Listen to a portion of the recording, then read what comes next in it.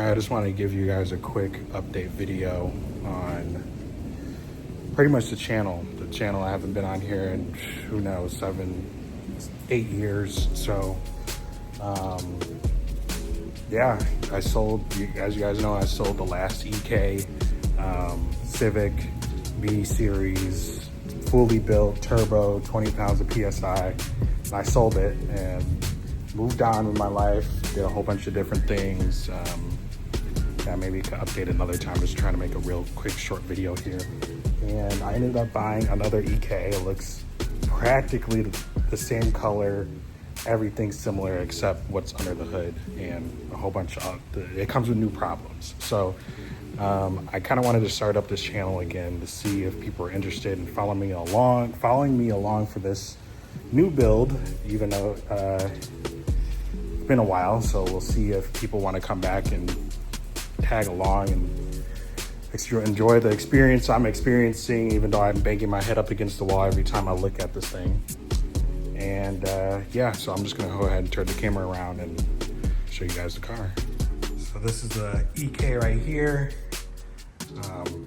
Obviously you can see what's different already. The K24A, JDM K24A in here, supercharged down there. And we had to do a ton of work to this thing. When I bought it, it was not running. So it turns out the ECU was fried. There were some wires fried near the fuel pump that I had to resplice. I had to redo the fuel line. Got a new alternator. I'm still dealing with some voltage issues here and there. And yeah, this car was a mess when I first got it, but I was able to put it back together, and this is what it sits like right now. So what I've done so far is not really too much, but K-tune fuel regulator right there, fuel filter on the fuel rail. Already had the radium fuel rail on there. Redid the fuel lines because I'm running E85. I think it was on pump gas before.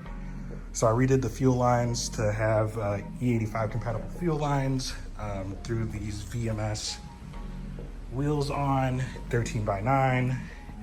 I just put this wing on today. We're still working on it. I fucked up on this hole right here, so I gotta redo that. As well as I'm still working on the support bars. I had to buy longer ones because the ones that I came with are too short. And we put on the CC Racing splitter. It's only on this side right now. Still got to do the other side.